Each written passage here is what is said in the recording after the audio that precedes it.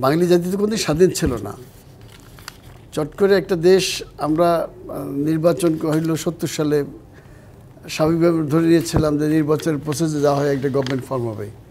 সেটা যখন হলো না, তো অনিবার্য কারণে একটা যুদ্ধের মধ্যে আমরা যেতে হলো, এবং সেই যুদ্ধটা কিন্তু আমাদের দেশে আমরা চলে গেলাম সমস্ত ভারতে। ভারতে গিয়ে তাজউদ্দিন সাহেব ইন্দিরা গান্ধীর সাথে ৪ এপ্রিল দেখা করছেন। উনি বলছেন যে আপনাদের একটি গভর্নমেন্ট ফর্ম করতে হবে, যে গভর্নমেন্টের সাথে ভারতীয় গভর্নমেন্ট আলোচনা করবেন। ওইটা নিয়ে কিন্তু 10ই এপ্রিল উনি একটি সরকার গঠন করলেন। কিন্তু এইটা কিন্তু অনেকে পছন্দ করেন নাই। তাজউদ্দিন সাহেব নিজেকে যে প্রধানমন্ত্রী বানাবেন, বঙ্গবন্ধু রাষ্ট্রপতি আছেন, সৈয়দ নজরুল ইসলাম, তাজউদ্দিন আহমদ, খন্দকার মোস্তাক, ক্যাপ্টেন মনসুর আলী এবং কামরুজ্জামান, এই 6 জন। এইটা আওয়ামী লীগের অনেক শীর্ষ নেতা এবং আমাদের তখন যারা ছাত্রনেতা ছিল এবং আমাদের যারা নেতা ছিল, যুব নেতা, বিশেষ করে শেখ মনিক, আব্দুর রাজ্জাক, সিরাজুল আলম খান, তোফায়েল আহমদ, এরা অনেকে একে পছন্দ করে নাই, এবং ছাত্রলীগের অনেকেও এটা। আমরা যারা ভিতরে ছিলাম আমরা তাদের খবর রাখতাম না। আমরা রাখলাম কি, পরবর্তী সময় এগুলো বইতে জানলাম, আমরা দেখলাম 17ই এপ্রিল একটি স্বাধীন বাংলার সরকার, প্রথম সরকার গঠন করা হলো। ইতিহাসে এইটাই কিন্তু একটা তাৎপর্যপূর্ণ। অর্থাৎ এর আগে বাঙালি জাতি কোনোদিন স্বাধীন সরকার গঠন করতে পারেনি।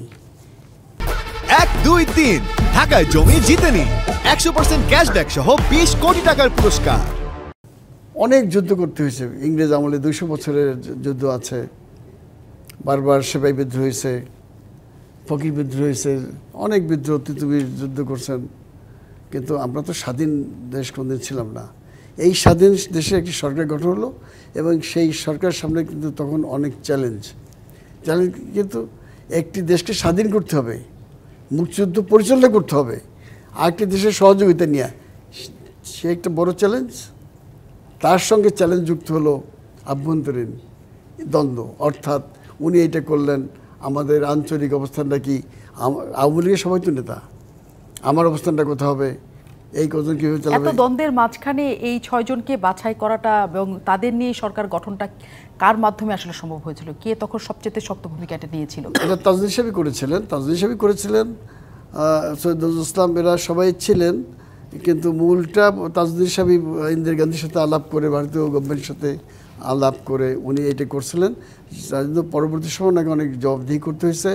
আপনি তাই এই যে আমার কাছে যে বইটা আছে শিলিগুড়ি সম্মেলন, এইটা যদি কখনো পড়েন, এর মধ্যে স্পষ্ট লেখা আছে যে কী কী বাধার সম্মুখীন সেদিন ওই গভর্নমেন্ট হয়েছিল। এবং শিলিগুড়ি সম্মেলনে আমাদের যুব নেতারা, ছাত্রনেতারা, যারা এই স্বাধীনতা মূলত বঙ্গবন্ধুর নির্দেশে করতেছিলেন, সংগঠিত করতেছিলেন, তারা কিন্তু এই সম্মেলনে যোগদান করেন এবং সম্মেলনের বিরোধিতা করেছিলেন। এবং ভারতীয় গোয়েন্দা সংস্থার কাছে রিপোর্টও ছিল যে একটা অন্য সরকার গঠন হয়ে যেতে পারে এই মধ্যখানে, এইটাও কিন্তু একটা রিপোর্ট ছিল। তার মধ্যে কিন্তু শিলিগুড়ি সম্মেলনটা হলো।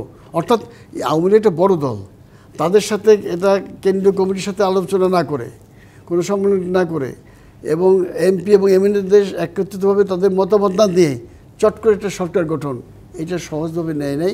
এটা একটা কঠিন কাজ ছিল।